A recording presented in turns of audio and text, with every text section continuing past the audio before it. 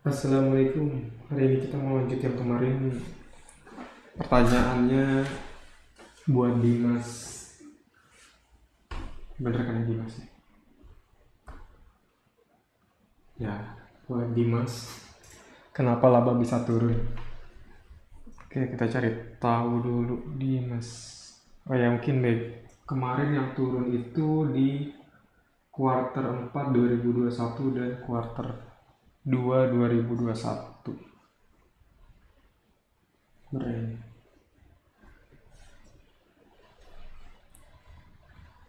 Playground. Dimas Delta Mas.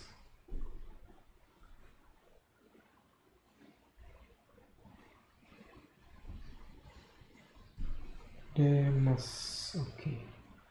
Turun di kuartal 4 2021 dan kuartal 2 2021. Kenapa itu bisa turun? Investor relationship.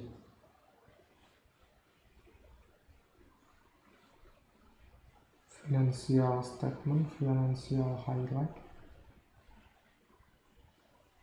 company presentation.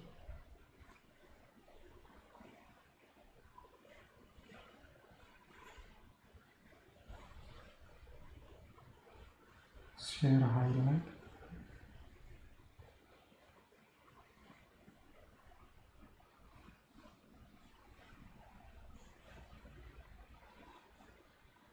(2021)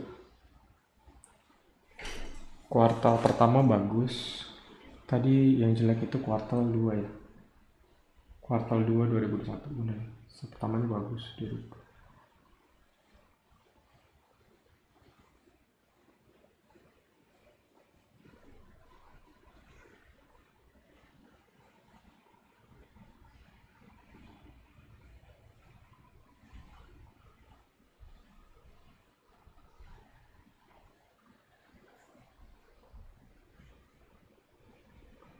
Company presentation kuartal 2 2021.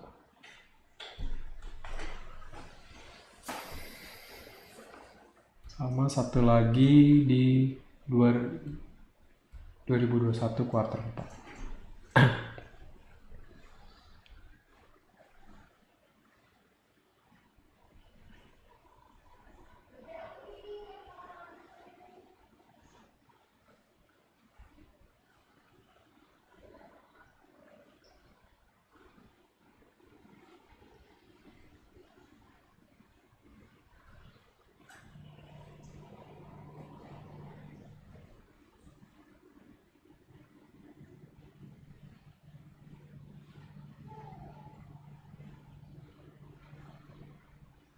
Auto industry concentration.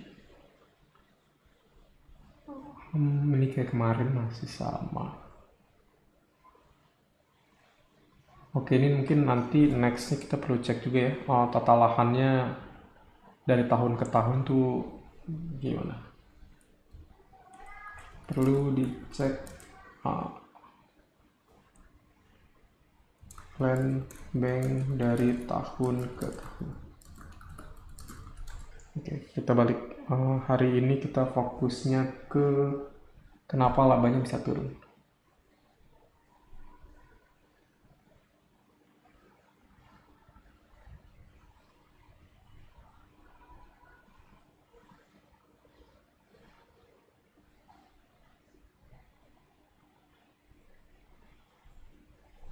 Masih company overview, oke.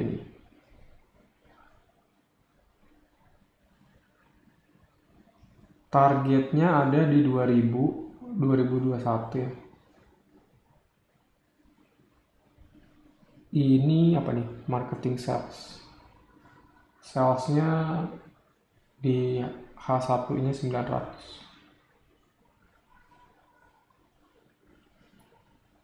30 Juni revenue.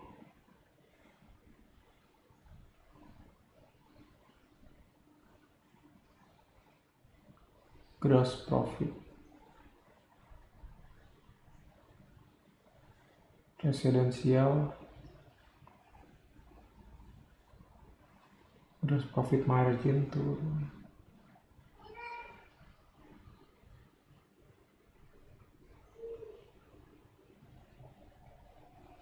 Ini dibanding 2020.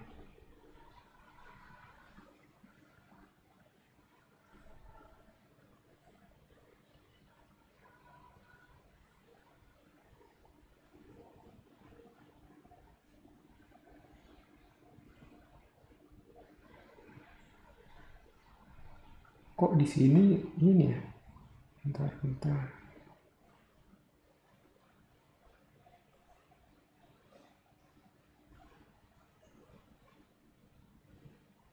Ini tuh dia compare per Q2 2021 cuma 18.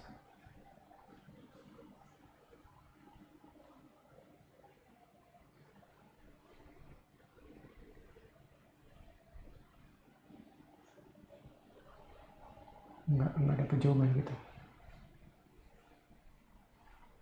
Yang Desember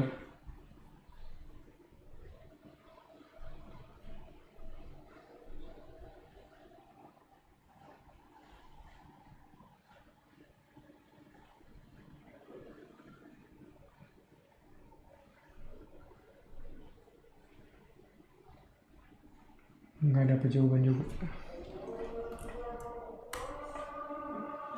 Azan. Kita pending dulu ya. Oke, kita lanjut.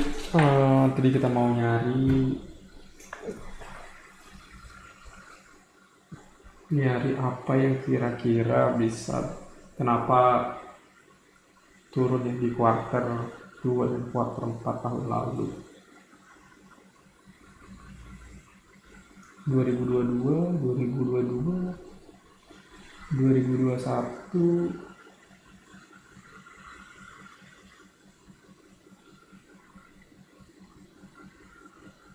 apa ya?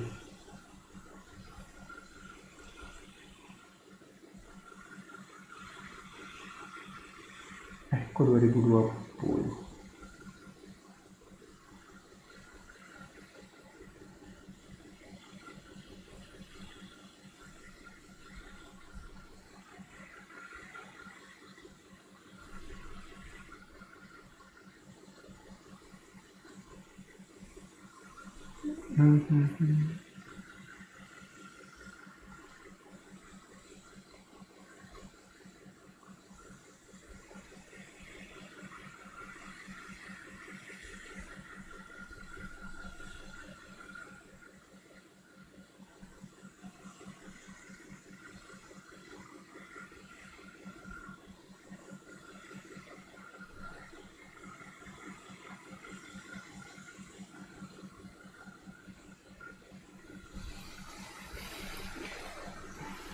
Salesnya 905, pengembangan delta emas 45% dari target.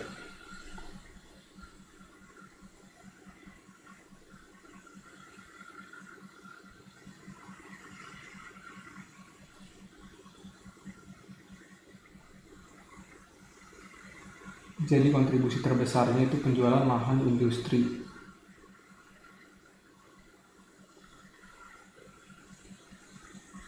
Oke, sektor otomotif dan data center. Tony Suwanto juga menjelaskan bahwa saat ini masih ada sekitar 50 hektar permintaan untuk lahan industri dari berbagai macam sektor industri. Berarti permintaannya masih banyak. 50 hektar itu berarti ya lebih gede daripada penjualan di semester pertama. Lebih lanjut, Tony menjelaskan bahwa permintaan lahan industri dari sektor data center meningkat sejak akhir tahun 2022. Terkait dengan permintaan lahan industri untuk data center meningkat, kami terus mengembangkan infrastruktur khusus untuk menunjang kegiatan operasional data center. Tentunya hal ini menjadi keunggulan kompetitif yang kuat dalam mengantisipasi permintaan dari sektor data center. Di samping marketing sales segmen industri, Persero juga meraih marketing sales segmen hunian dan komersial. Penjualan didominasi perumahan di klaster hunian Narayapa. Untuk komersial lot dan produk-produk ruko. Di tengah pandemi yang berlanjut, perseroan terus mengoptimalkan pengembangan kawasan kota Delta Mas untuk meningkatkan daya tarik terhadap calon pelanggan. Upaya tersebut disempurnakan dengan jalannya. Ini kita nggak dapet jawaban lagi ya. Kenapa turun? Coba karena yang turun labanya kita coba lihat statistik yang lain.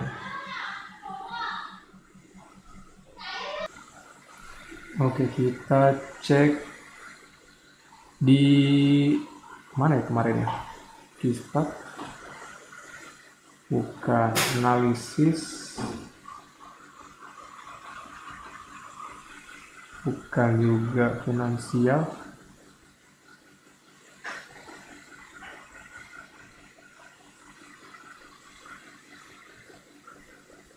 Finansial di balance sheet. Coba kita lihat di income statement.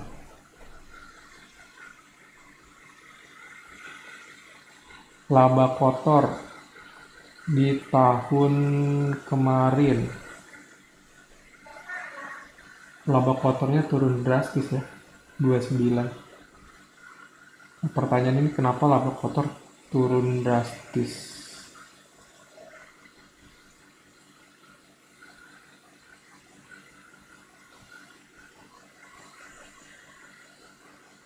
Total pendapatannya juga turun drastis ya, berarti emang uang masuknya kecil banget ya.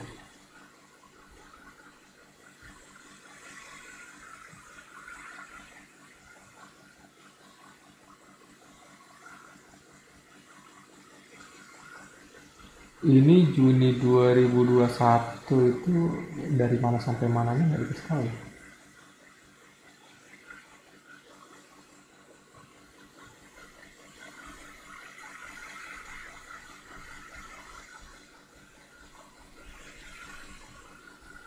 Ngambil dari mana ya?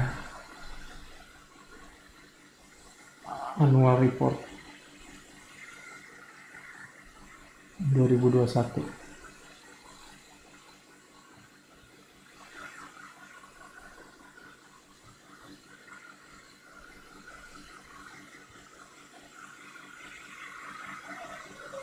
Saham volume perdagangan. Kilas peristiwa 2021. 7 Mei ada rapat umum pemegang saham, 8 Juni bagi dividen, 24 Juli berpartisipasi sentra vaksin gotong royong, 27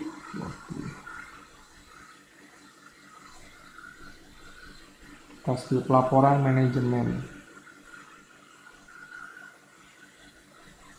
Yang terhormat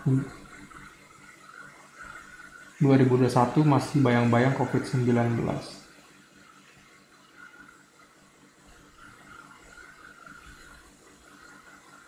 Sektor ekonomi terdampak negatif, namun kuartal ketiga udah mulai pulih. Berarti bisa jadi itu turun karena ini ya, karena COVID-19 ya.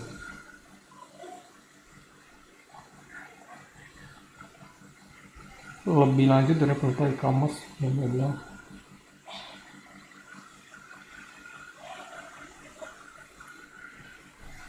pemerintah untuk perkembangan ekonomi digital dan transaksi e-commerce selama pandemi telah memicu penjualan lahan industri untuk sektor data center.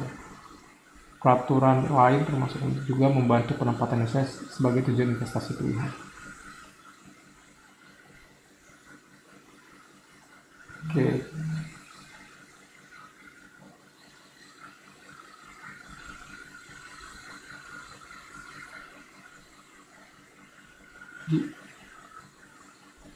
Laporan tata kelola perusahaan.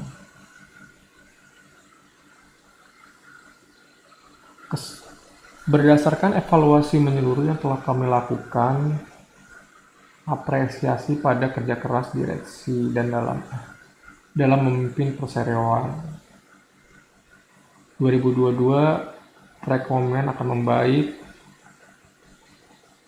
meningkatnya permintaan dari sektor kendaraan listrik dan industri pendukungnya, serta sektor data center. Meskipun ada tanda-tanda perkembangan positif di bidang medis, krisis ini belum berakhir. Mengevaluasi strategi usaha 2022, kami menetapkan pasar Taskip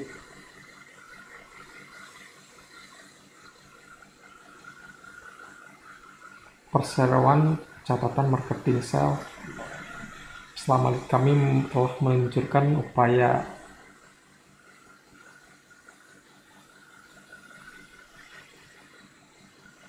ada fasilitas rapat virtual tour 360 derajat street view, pasokan listrik handal, keamanan data terbaik kepada pelanggan data center. Perkembangan segmen hunian perlu Taskip. Tata kelola berlanjut perseroan. Penghargaan dan pengakuan penatap ke depan catatan penutup. Profil perusahaan. Jejak langkah, skip. Visi dan misi. Sikap positif, struktur, profil komisaris, direksi,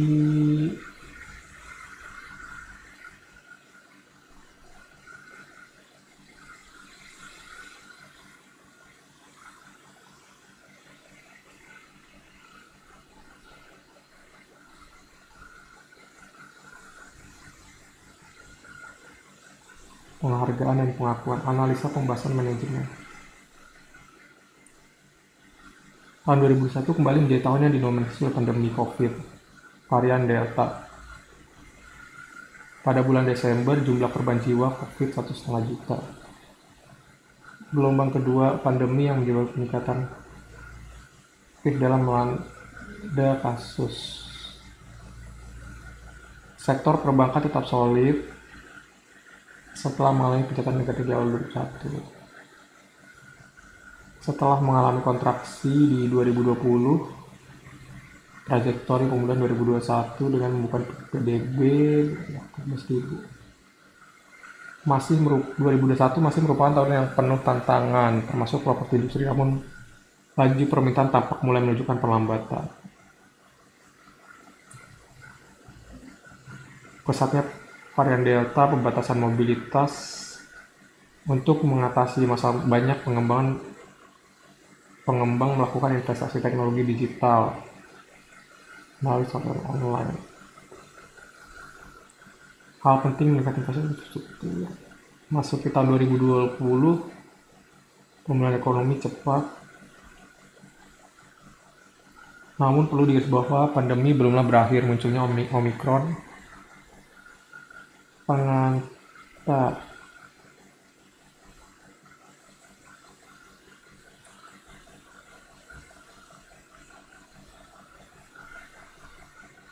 Oke. 150 perusahaan domestik terkemuka pengembangan kawasan beserta fasilitas dan infrastruktur industri di PIJIJ. Bisnis galeri,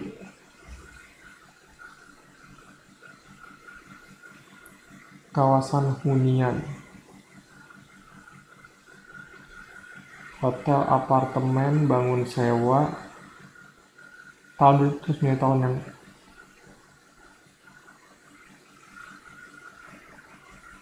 oke.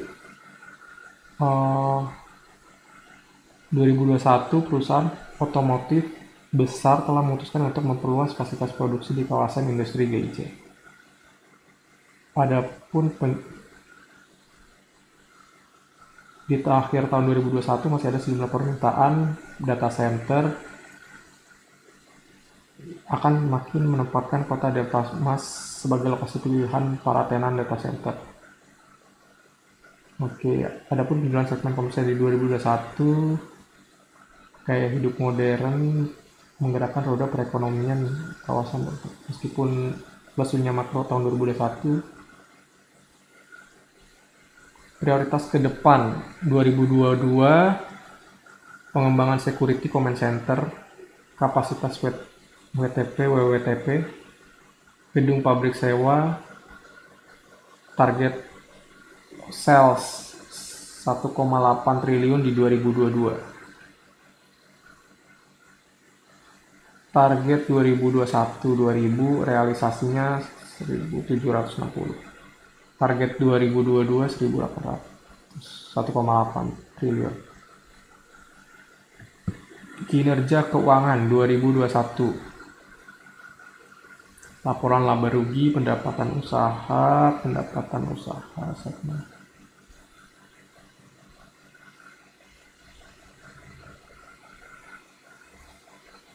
Laporan keuangan, aset lancar,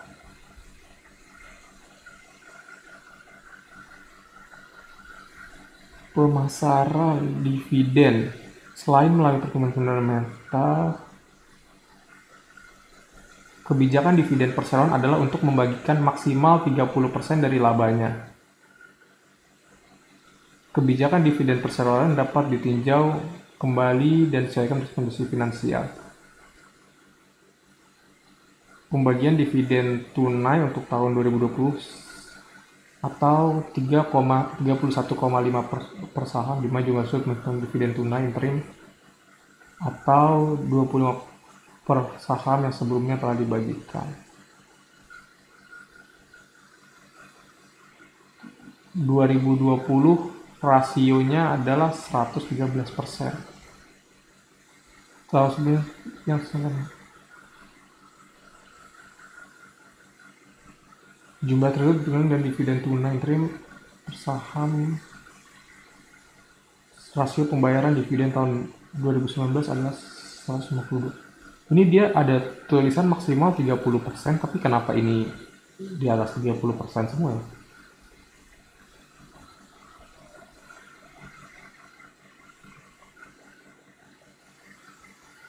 Selama tidak terdapat transaksi yang mengandung benturan kepentingan perseroan. Pada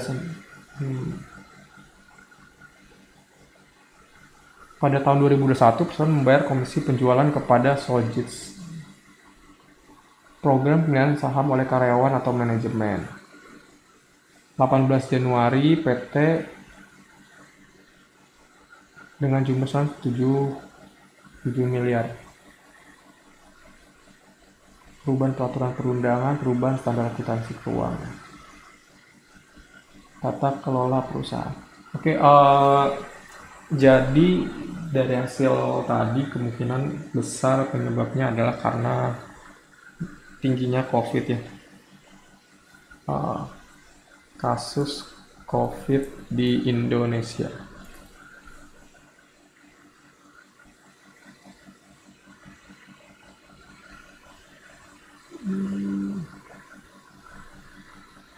Gimana cara ini buka?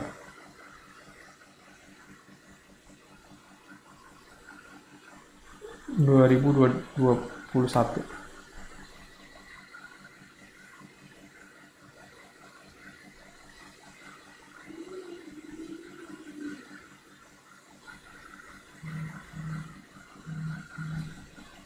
Ini ada grafik nih, cuma gimana cara expand ini? Nggak bisa, tanggalnya.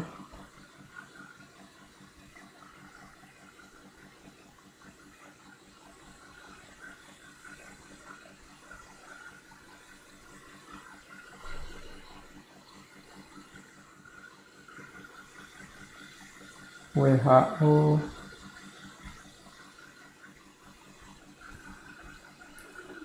Covid.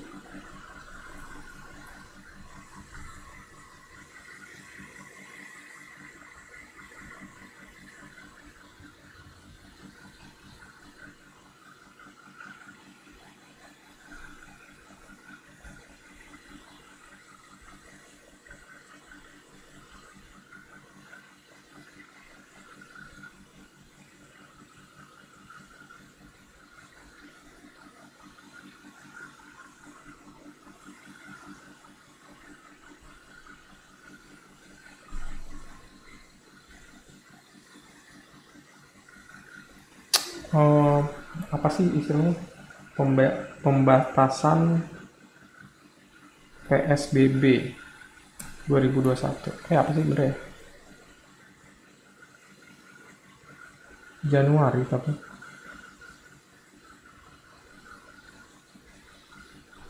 kasus COVID di Indonesia meningkat pada bulan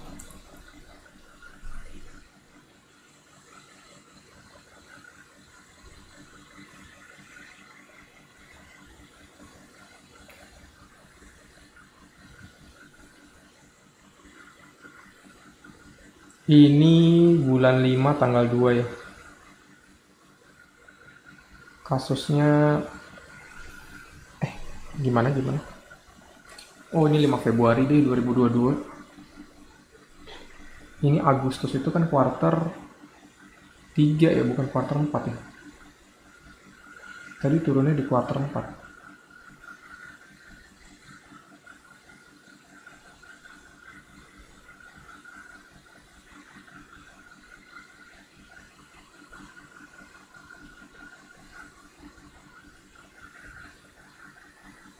2021 Idul Fitri.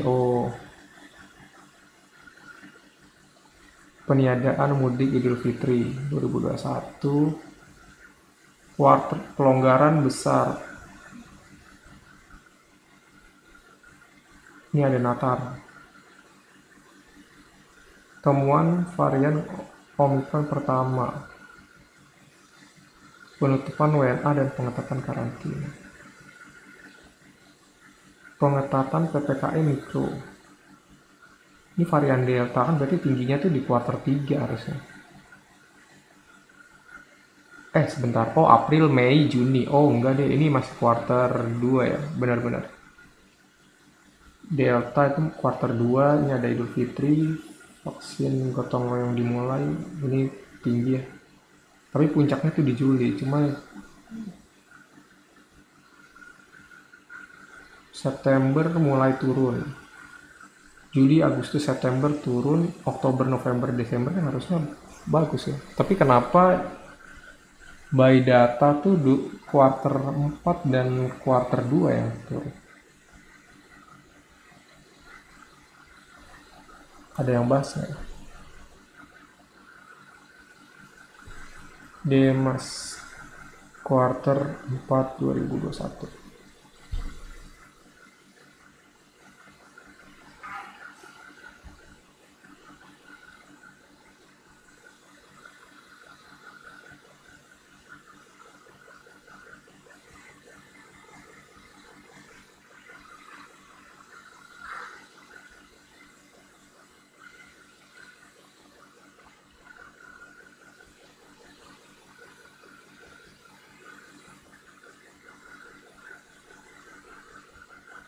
Halo rekan-rekan film investor.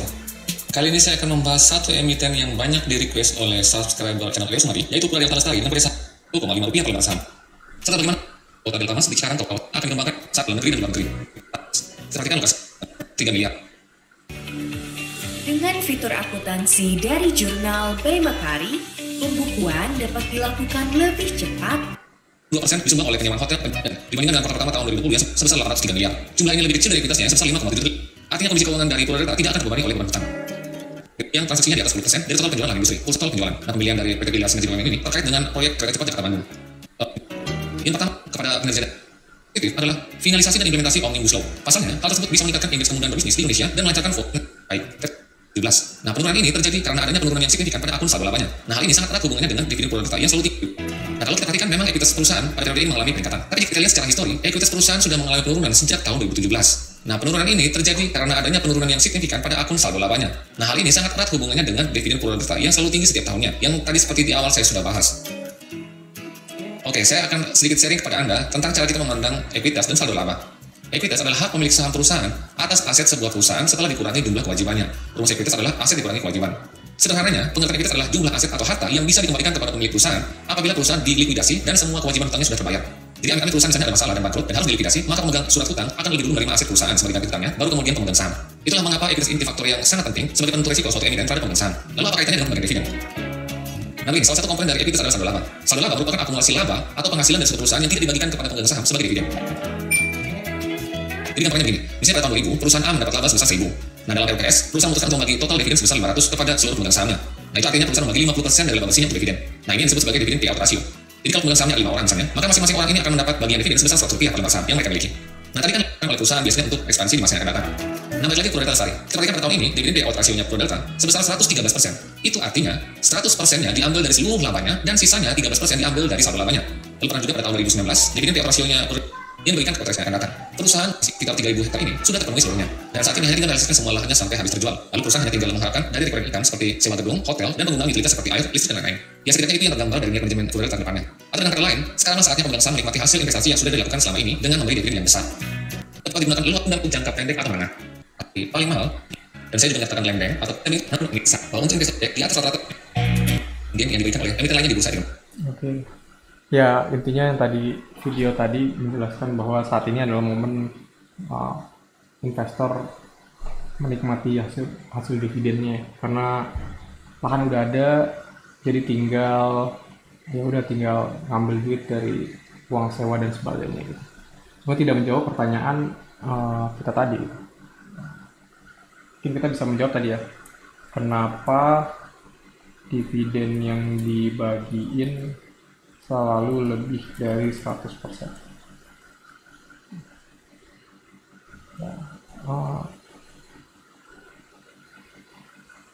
Kayaknya fokus manajemen buat ekspansi lahan udah nggak kesana lagi. Jadi cuma menikmati dari tanah-tanah yang ada buat terjual. Cuma ini perlu kita cross check lagi ya,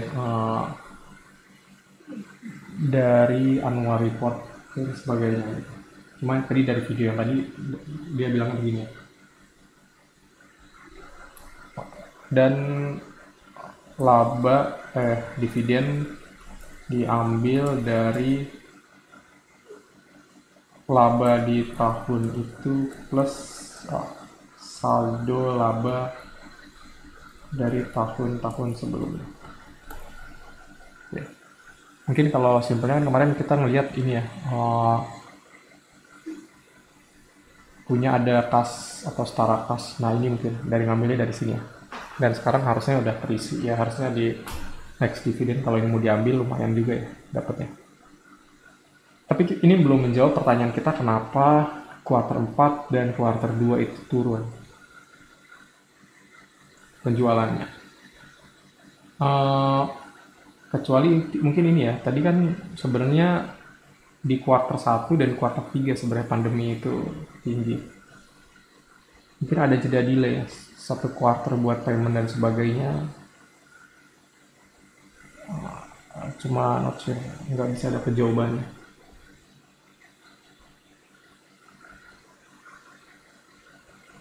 Mana ya tadi ya, yang ini kaleidoskop COVID. Ini puncak gelombang pertama di Januari, tapi efeknya berasa di kuartal 2. Terus ada puncaknya lagi di Juli ya, gelombang kedua, tapi efeknya baru kerasa di kuartal 3. Nah, not sure itu relevan apa enggak. Mungkin kita bisa cross check lagi di tahun 2020 kan ada COVID juga ya. Kita lihat di 2020. Tadi kita mau cek ini apa ini? Laba ya, berarti net income. Atau total pendapatan juga bisa. 2020 dia itu jeleknya di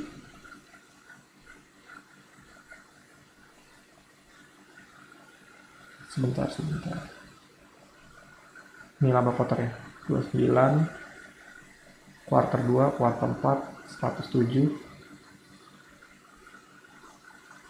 Net income-nya ini 80, ini 18. Ini kuartal 2 2020. 3-nya bagus, 4-nya bagus, kuartal 2 2020. Kuartal 1 2020 juga jelek ya. Apakah ini relate sama COVID? Kuartal 1, kuartal 2, iya sih. Cuma ini direct ya, kalau tadi kok nggak direct ya. Kita nggak dapet jawabannya. Mungkin nanti kalau ada yang tahu jawabannya. Kalau tadi dari laporan keuangan sih yang di blaming selalu COVID ya, cuma nggak ada bentuk konkret. Atau by data kita nggak bisa menjelaskan apakah itu benar-benar karena COVID apa enggak.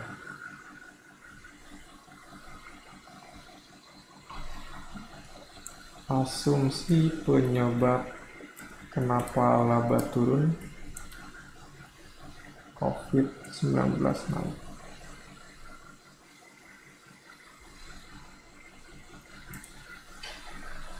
Oke, mungkin cukup sekian buat hari ini.